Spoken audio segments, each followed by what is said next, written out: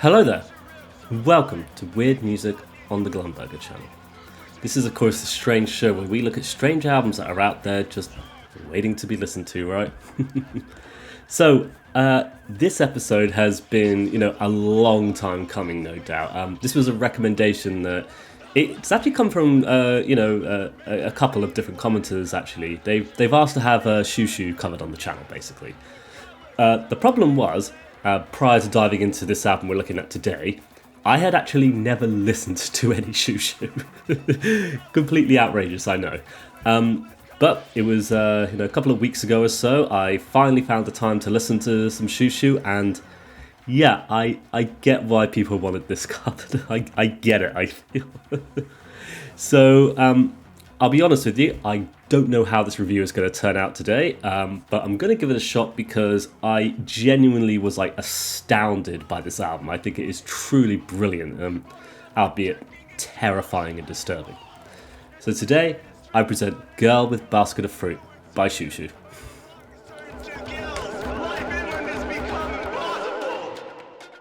No path straight through Og's Magog Bog.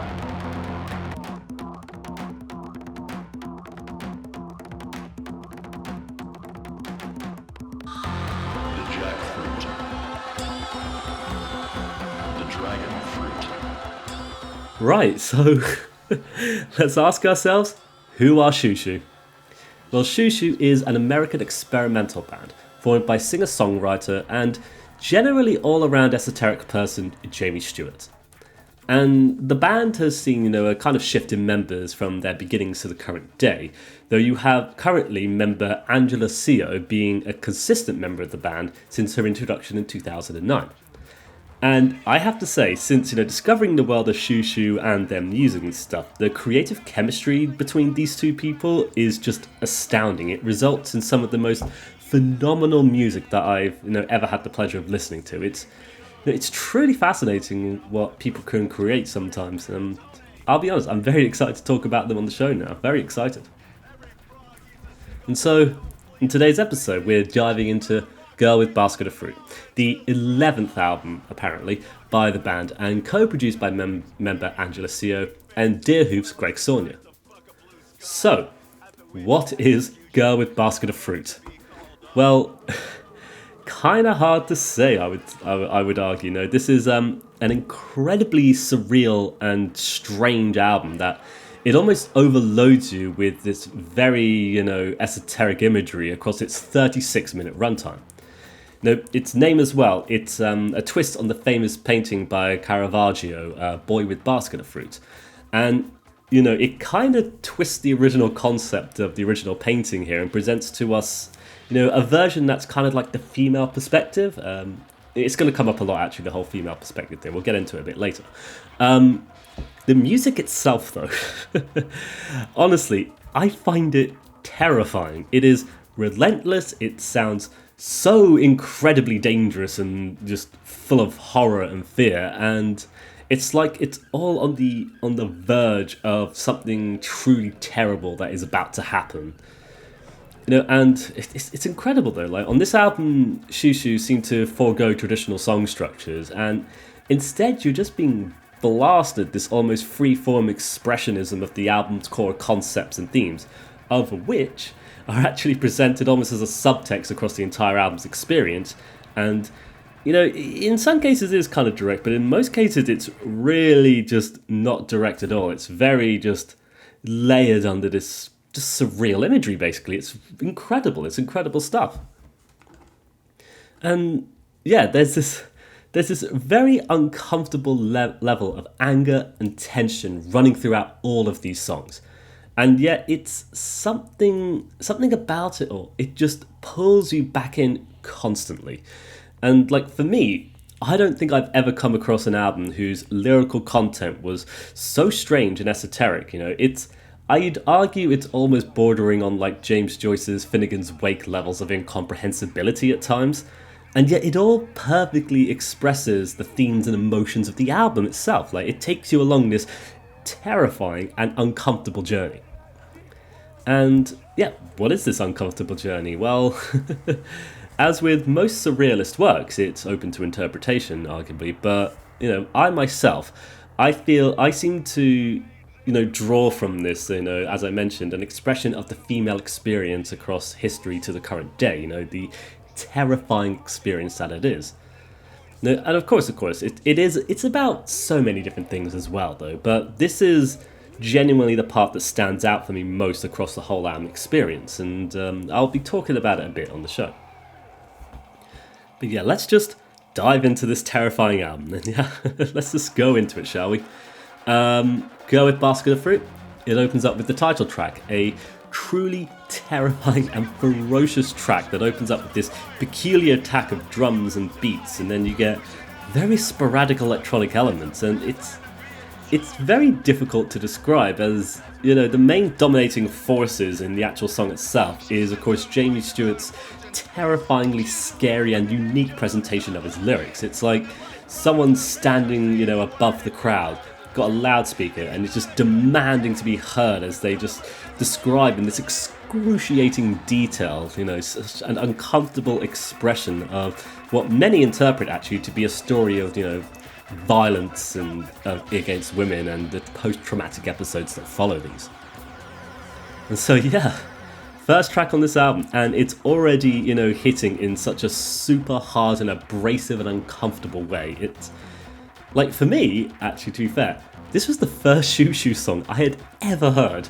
And I remember, had my headphones on, I downloaded the album, had the headphones, was going to listen to it as I walked home, basically, and I remember feeling just terror, confusion, and just fear as well. Like, it was a miasma of emotions that all came across so perfectly on this track, but it just made you so uncomfortable. It's just like, what is happening? What is going on? And man, it's indescribable, to be honest with you. Like, you listen to this track, you kind of know that we're going to be in for one hell of a ride across this whole album experience that's really going to confront us with our demons, it seems. So, moving on, Girl with Basket of Fruit moves straight on to track 2. It comes out as a joke, which I would argue, especially lyrically, it kind of follows on directly from the previous track, even referencing some of the lyrics itself as well. Like, you get a reprise of "it comes out as a joke," and the very peculiar, kind of funny as well, jerking it to mush. Very peculiar line.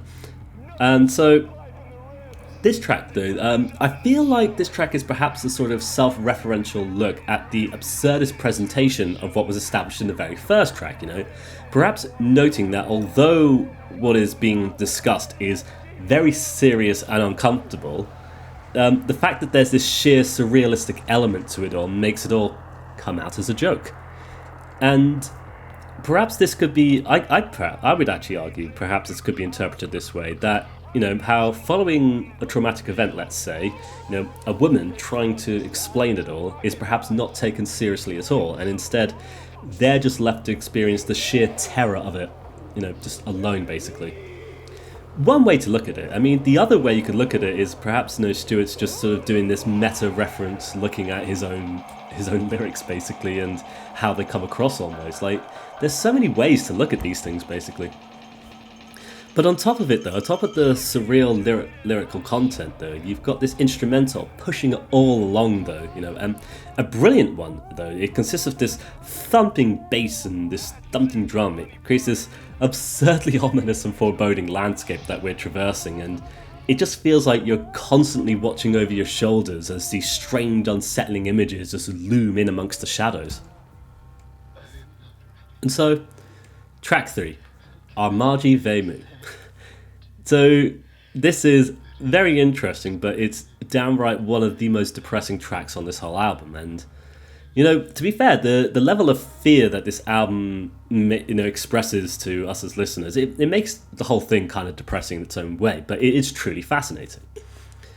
But regardless though, a Margie Vu, it pushes along with this deep undulating rumble of droning double bass, composed and performed by one Devon Hoff. And it creates this backdrop for Stewart's very passionate expression of his lyrics, though. Like, he delivers it in this very peculiar way, but it really expresses so much emotion, just power into it. And so, according to Genius.com, our Margie Vu, it's a rumination on Stuart's sister in her experience with cancer and a general existentialism of the afterlife itself. And it is such a dark and foreboding track, but and it makes you so uncomfortable and stuff. But there's a sheer brilliance to the uniqueness of this one, which, in its own weird way, it kind of stands out, brilliantly across the whole Basket Fruits album. I would say, especially, perhaps arguably in terms of that unique instrumentation.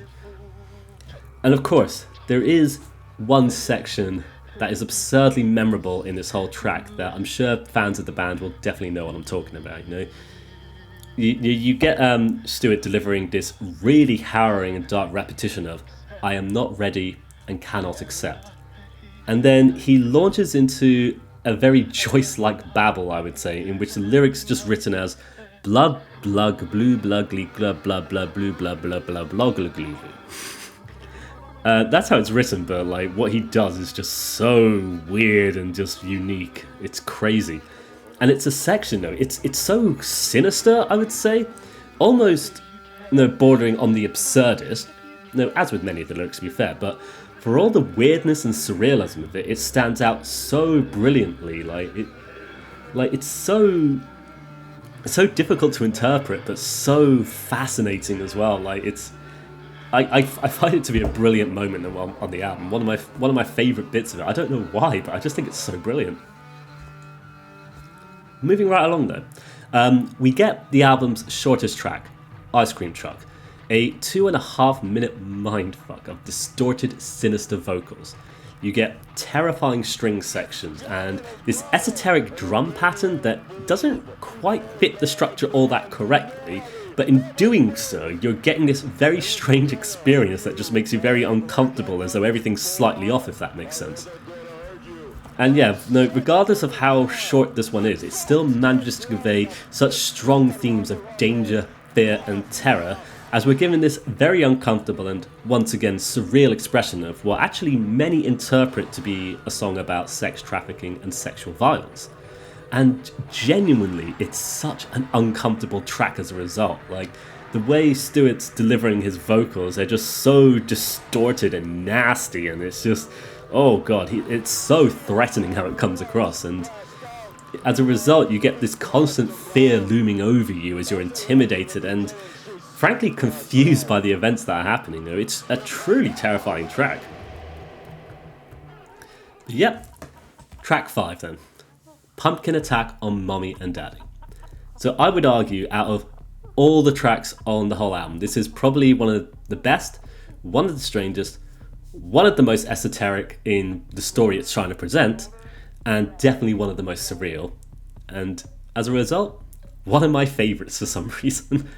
It's this constant bombardment of vocal samples, drums, terrifying bass notes that are just very sort of terrifying. And it's consistently pushing along everything as we're thrown to this really, really strange world regarding pigs and parents, I think? Maybe, we'll get into it in a bit.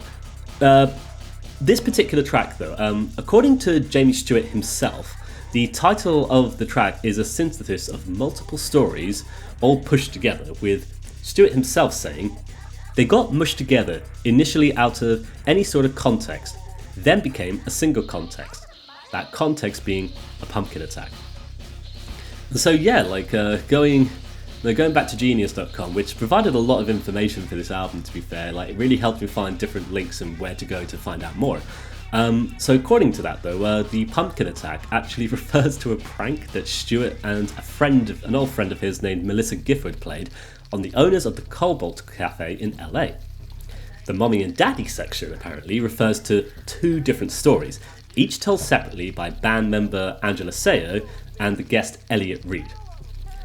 So apparently, both recorded improvised lines, which were then stitched together to create the track, and then any context to either of the original stories themselves became obfuscated.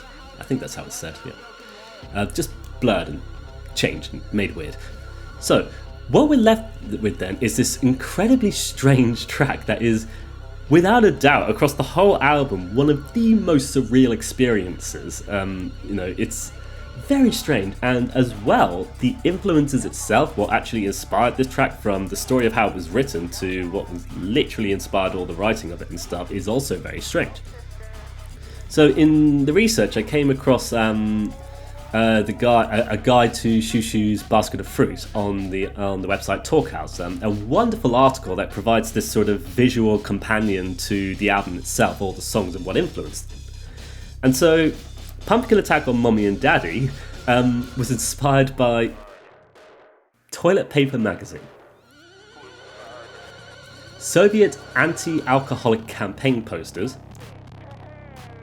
Korean mythological drawings by artist Mook Young-son, and the books Wads and True Homosexual Experiences by Boyd MacDonald, and the book Herzog on Herzog by Paul Cronin.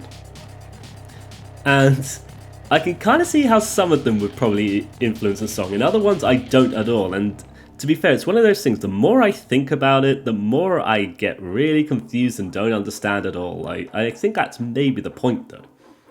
But even so, you look at all these influences, you get a kind of overall vibe and feeling for the song, It doesn't help decipher, the true complexities of this specific track, I feel, unless you've gone and read all of these different texts, I feel, which I'm afraid I haven't, I'm sorry, so I don't truly know, but if someone has out there, then fair play. But I did think it was worth mentioning, though, because this track truly has me stumped across the entire thing. It's easily one of my favourite tracks across the whole album, but I am so confused by exactly what it is it's trying to present. And so you right there watching now, perhaps you have an interpretation of this particular track then, because I genuinely don't know where to begin. Let's move on though.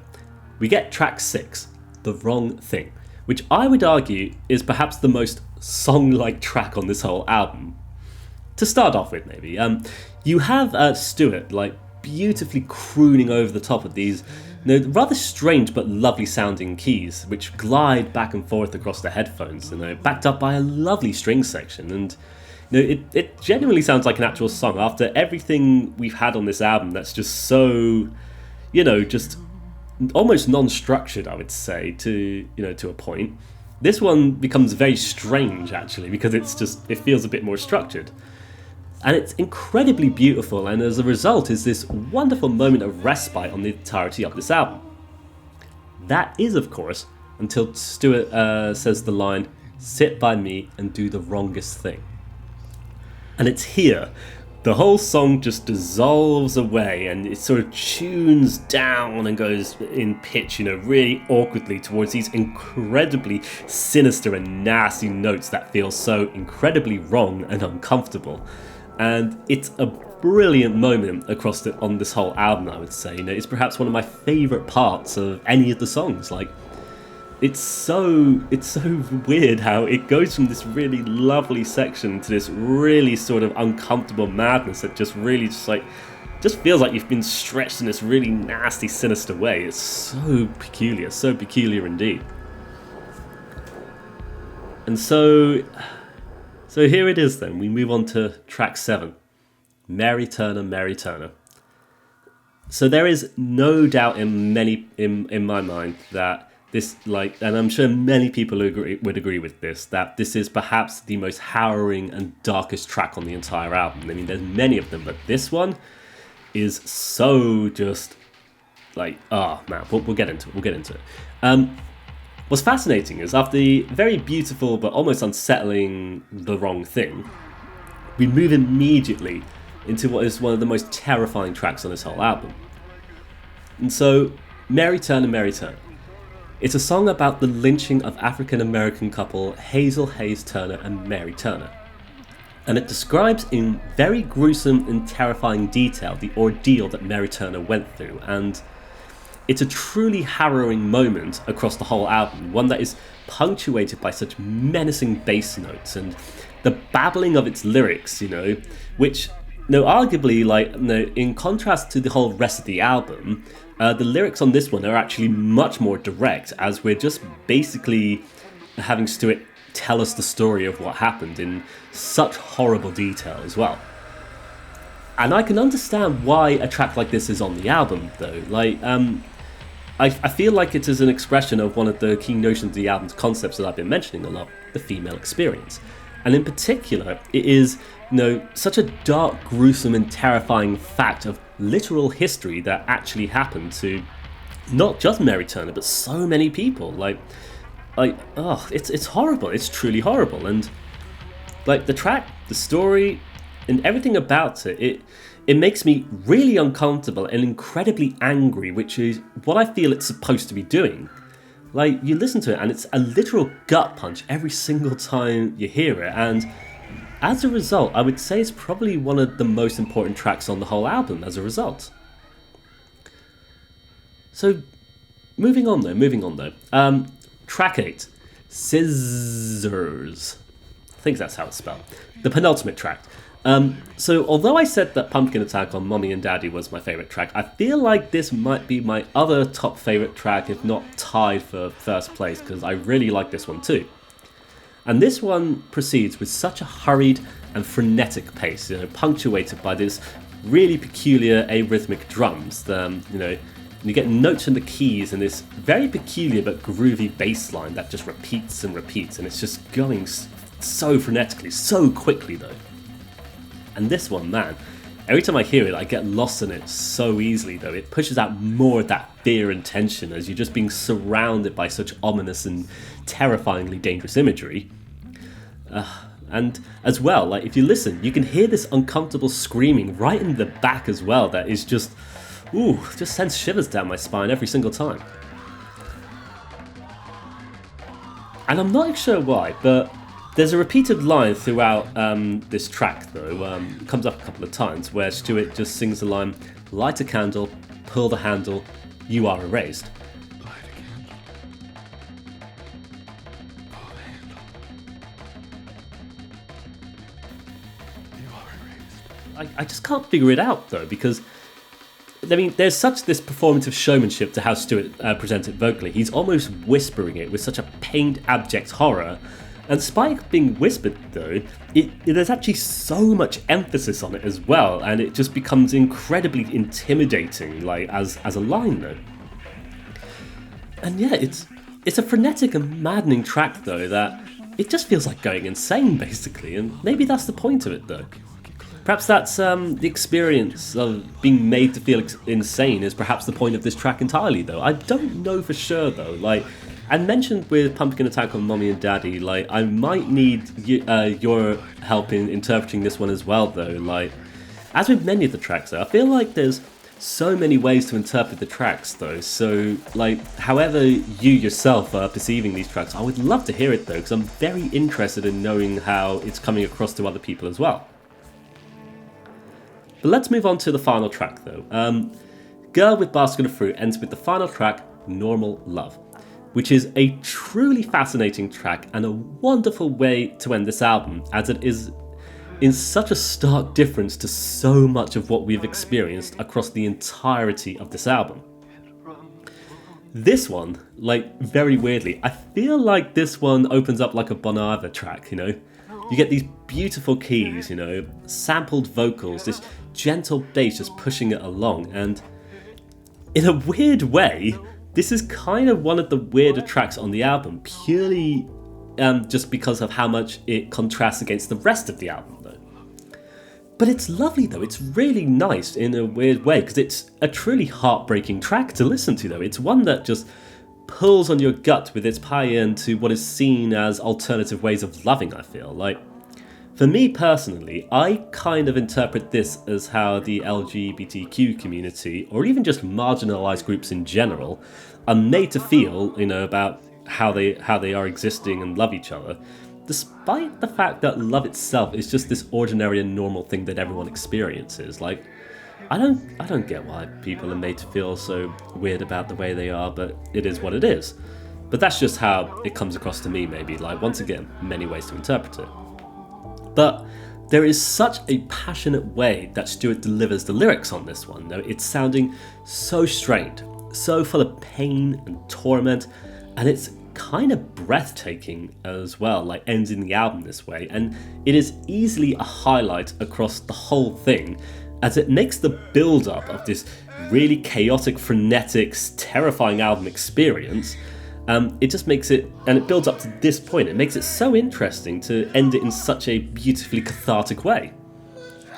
And apparently, in Stuart's own words, like, it's kind of a nod to Nick Cave, apparently, with them wanting to feel like there was some release at the end of 8 songs of pummeling. And to go into a bit more as well, apparently, Normal Love is directly named after an experimental film of the same name, by American director Jack Smith.